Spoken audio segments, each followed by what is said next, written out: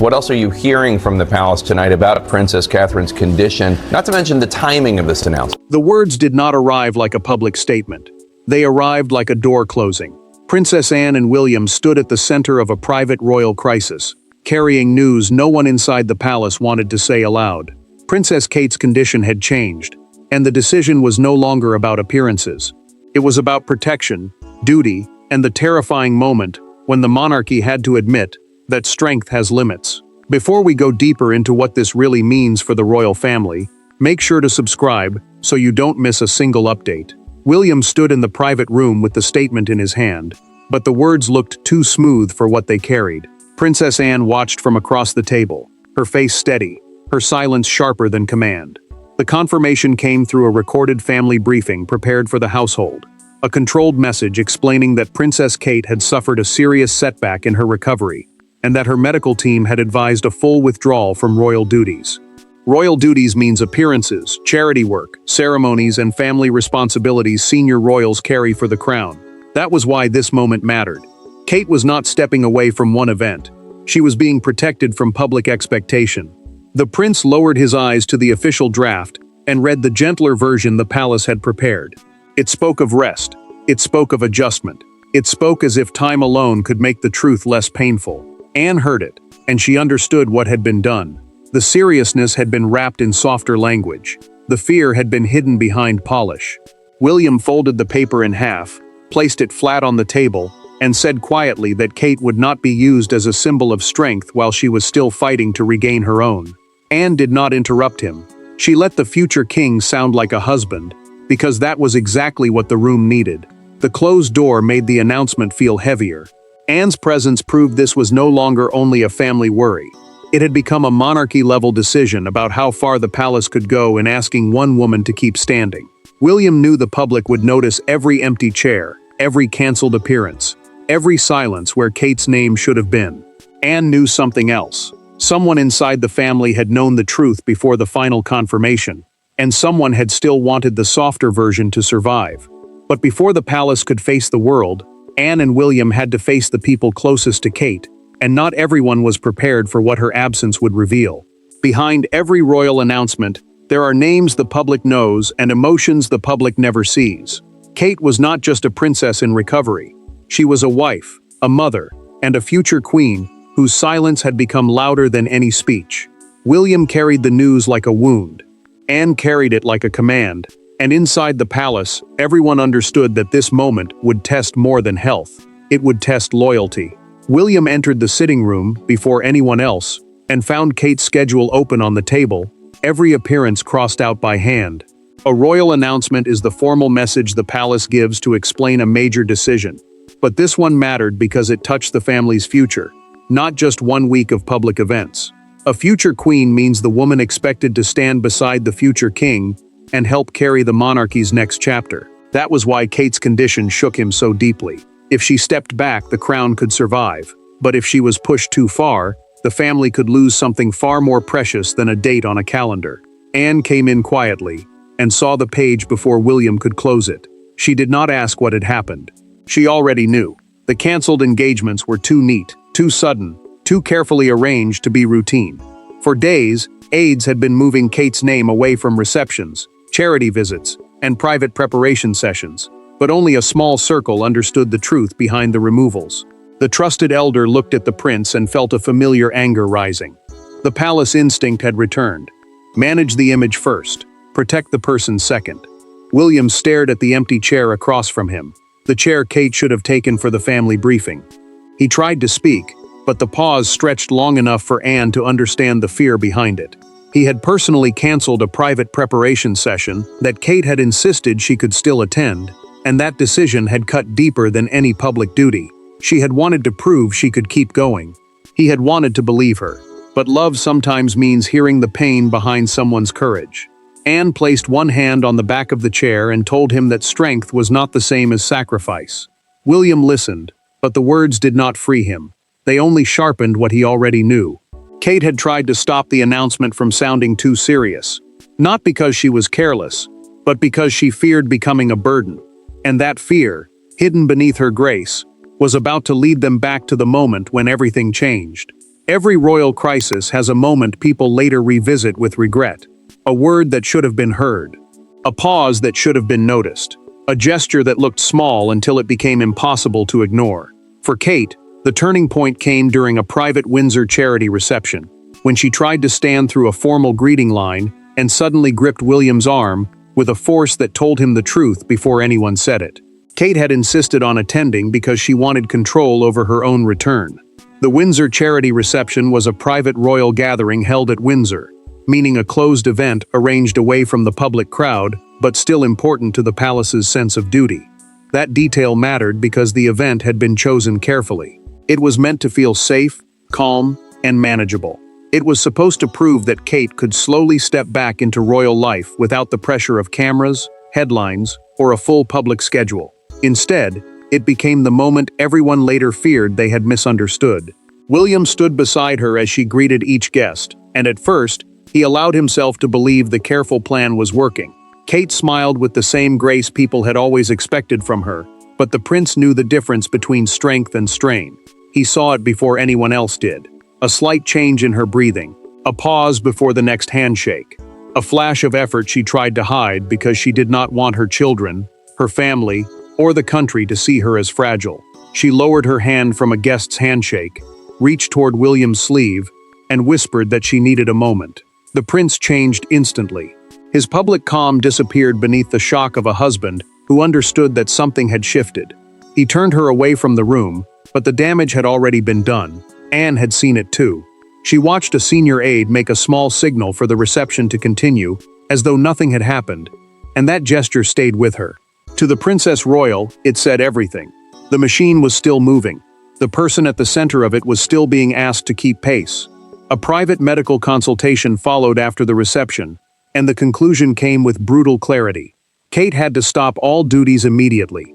A medical consultation means a closed discussion with doctors about a patient's condition and next steps, and this one mattered because it removed all room for palace guessing.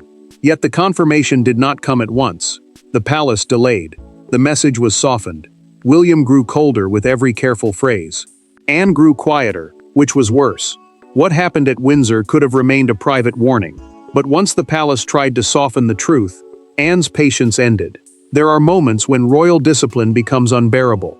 Anne had spent her life mastering silence, but this time silence felt like betrayal. In a closed palace room, with William standing beside her and senior aides seated across the table, the Princess Royal made it clear that Kate's health would not be reduced to a public relations puzzle. Her voice did not rise at first. That made it more dangerous. William looked at the revised announcement and felt his control begin to crack. A private palace briefing is a closed meeting where senior aides shape official language before the public hears it. And this one mattered because every word would decide how Kate's absence was understood.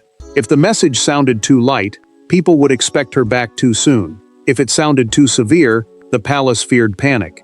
That tension filled the room, but Anne saw the deeper danger. The institution was trying to protect public confidence, while the person at the center of the crisis needed protection first.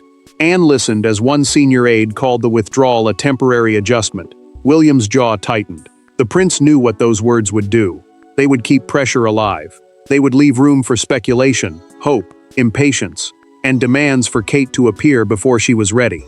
Anne watched him grip the edge of the table, and she understood that he was not angry because the aide was careless. He was angry because the aide was calm. Too calm.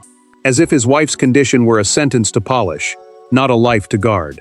The second version of the announcement appeared in front of them like a quiet betrayal. It minimized the medical setback and kept future appearances under review, a phrase designed to prevent alarm while leaving every door half open. Anne pushed the softened statement back across the table with 2 fingers and said it did not sound like care. It sounded like fear, dressed up as strategy. The room went still. William did not stop her.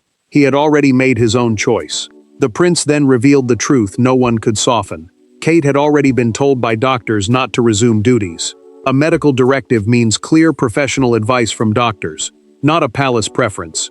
And this directive mattered because it removed every excuse for delay. William said the softer statement would not be careful. It would be knowingly misleading. Anne turned toward the aides, and the silence around her became colder than any shout. The choice was no longer about tone.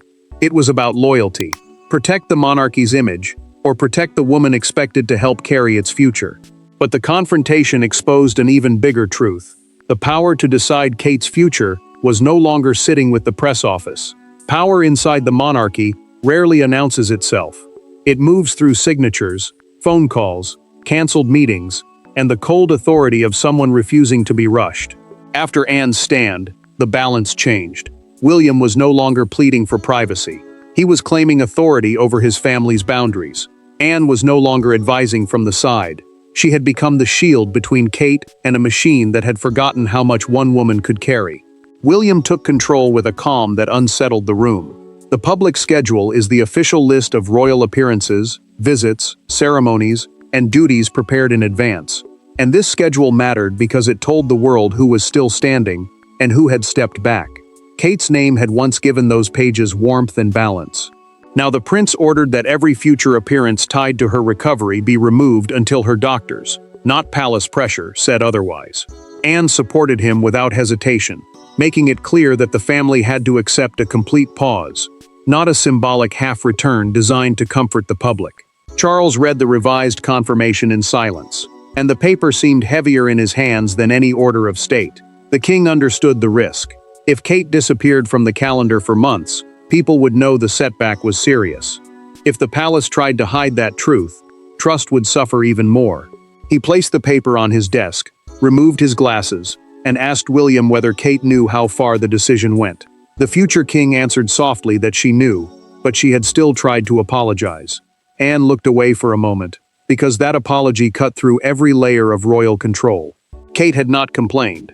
She had not demanded special treatment. She had blamed herself for needing protection.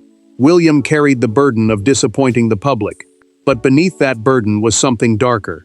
He feared failing his wife when she needed him most. He feared becoming another man in royal history who let duty take more from the woman beside him than love could give back. The palace calendar was then stripped of Kate's name for months, not weeks, and the severity of the decision could no longer be disguised. Anne insisted that no one should brief against her absence. A briefing means private guidance given to shape how people understand a story, and her warning mattered, because one careless whisper could turn compassion into pressure. Everyone in that room knew she meant it. William had drawn the boundary. Anne had guarded it. Charles had accepted it. But that protection carried a price, and the moment Kate's absence became official, the fallout began moving faster than anyone expected. A royal absence can be louder than a royal appearance. Once Kate's withdrawal became official, every corridor seemed to register what had changed. Engagements were canceled. Duties were reassigned. Staff lowered their voices. The palace did not collapse, but it shifted, and that shift revealed how much had been resting on one woman's quiet endurance. For William, the new reality arrived not in headlines, but in the silence of a room Kate should have entered. William lifted the briefing folder and stopped before opening it fully. A briefing folder is the prepared set of notes, schedules, and speaking points given to royals before meetings or public duties. And this one mattered because it showed the new reality in plain form. Kate's name was gone from the front page. In its place, there was only a blank line where her role had once been written. The prince closed the folder immediately, as if the paper had said more than any aide dared say aloud. The work would continue. The monarchy would adjust, but the space she left behind could not be filled by another name. Anne stepped forward as the stabilizing force, not to replace Kate, but to stop pressure from circling back toward her. Engagements once expected of the future queen were moved across the family, and every reassignment carried a quiet message. The palace could survive without demanding more from a woman already carrying enough. The Princess Royal understood why this mattered. If the family moved too quickly to cover the gap, Kate's sacrifice would be hidden. If they moved too slowly, the machine would look weak. Anne chose a harder path. She made the absence visible enough to be respected. Kate felt the cost anyway. In a private note sent to Anne, and later read in a closed family meeting, she wrote that she feared becoming the reason the family appeared weakened. The trusted elder kept that note with her, folded inside her papers, because those words revealed the burden no schedule could show. Kate had not asked for pity. She had asked, in her own careful way, not to become a problem others had to solve. That was what made the guilt so painful. She was being protected, yet she still felt responsible for the disruption. William heard Anne read the note and looked down, unable to hide what it did to him. The prince had fought for Kate's rest, but now he understood that protection also required reassurance. She did not need another palace decision. She needed him. And as the fallout moved through every office, every calendar, and every whispered conversation, William knew the next step could not come from duty. It had to come from love. Yet the real turning point did not come from a schedule, a statement, or a palace order. It came when William finally sat with Kate alone, away from aides, calendars, and carefully measured statements. The crisis became painfully simple. William and Kate were not future king and queen in that room. They were husband and wife facing a truth neither of them wanted. Kate had tried to carry the monarchy's expectations through pain, fear, and exhaustion. William had tried to protect her without frightening her. Now, with no one between them, both had to stop pretending. Kate held the paper as if it weighed more than the words printed on it. A future king and queen are the couple expected to lead the monarchy in its next chapter. And that mattered because their private pain was tied to the public future of the crown. But in that room, titles had lost their power. No aide stood nearby. No calendar waited to be defended. No statement needed polishing. The turning point came because Kate's recovery finally stood above royal obligation, and William knew that if she accepted the pause from him, she might stop seeing it as surrender. Kate tried to speak first, and the apology came before anything else. She told William she felt she had let people down, especially him and the children, by stepping away again. The prince listened without correcting her too quickly, because he understood that shame had already found its way into her heart. Kate had spent years making duty look graceful, and now that same grace had turned against her. She had begun to believe that needing time was the same as failing the family. William took the paper from her hand and placed it face down on the table. The movement was small, but it ended the argument no palace advisor could solve. He told her the only failure would be forcing herself back before she was ready. Kate looked at him then, and the calm in his voice broke something she had been holding too tightly. He was not asking her to perform strength. He was asking her to believe that love could protect her without making her weaker. Kate then revealed what she had hidden from everyone but herself. She had known the Windsor reception was a warning sign, but saying it aloud would have made the fear real. William answered with his own confession. Anne had already promised to stand guard over the decision. The Princess Royal would make sure no pressure reached Kate's door, not from the palace, not from the schedule, not from anyone who mistook silence for permission. Kate finally stopped fighting the pause. William saw it happen not in a speech, but in the way her shoulders softened after days of carrying invisible blame. And once that private peace was chosen, the outside world saw the news not as a royal absence, but as a human reckoning. By morning, the palace's private pain had become the world's headline. The story moved from quiet rooms to front pages, broadcasts, and crowds gathering in places where royal history always feels close enough to touch. But this time, the public reaction did not sound like gossip. It sounded like concern. Kate's name was not spoken as a symbol of duty. It was spoken as the name of a woman people suddenly feared had been asked to give too much. William watched the first broadcast in silence, then reached for the remote before the anchor could repeat Kate's condition again. A royal broadcast is a televised report about palace events, and this one mattered because it carried private suffering into millions of homes. The palace communication had shifted from control to reassurance, stressing Kate's privacy, family support, and complete withdrawal from duties. That change mattered because the public had been trained to look for appearances as proof of strength. Now they were being asked to understand absence as an act of care. Anne received the messages without letting them soften her focus. Some were from public figures, some from former palace staff, and some from ordinary people who understood exhaustion better than ceremony. The Princess Royal knew compassion could become pressure if it turned into a demand to see Kate smile again too soon. She told one aide that kindness must not be allowed to turn into a countdown. Anne had protected the decision inside the palace. Now she had to protect it from the outside world. The front page captured the mood with brutal simplicity. Kate's name appeared in large type beside the headline, "A princess steps back, a family closes ranks." That single line struck harder than any long analysis, because it told the country what the palace had finally accepted. The future queen was not vanishing from duty. She was being given space to heal. Outside Kensington Palace, a small crowd gathered with flowers and handwritten cards, not as spectacle, but as a quiet public answer to the family's pain. One card simply read, "Rest, we will wait." William saw the image of the cards later and looked away. The prince had feared judgment, but what arrived instead was tenderness, and tenderness almost broke him. A broadcaster paused after reading the statement, lowered his voice, and said this was not a story about absence, but about the cost of carrying duty while the world watches. Kate was no longer just being discussed. She was being truly understood at last. And as the noise settled, one final truth became impossible to avoid. This was not the collapse of royal strength, but its redefinition. In the end, the tragedy was not only that Kate had to step back, it was that she felt she had to apologize for needing to heal. That is what Anne and William changed. They took a moment that could have been shaped by fear, polished by advisors, and softened beyond recognition, and they made it human. They confirmed the truth, protected her dignity, and forced the monarchy to face what duty should never demand. William stood after the final family briefing, but he did not look victorious. A family briefing is a private meeting where senior royals are told the final decision before it becomes settled inside the household. And this one mattered, because it ended the argument over Kate's future. The crown would not ask her to prove strength by standing in public before she was ready. Anne remained beside him, steady and silent, because she understood the size of what had been done. This was not a small schedule change. It was a decisive shift from royal performance to personal protection.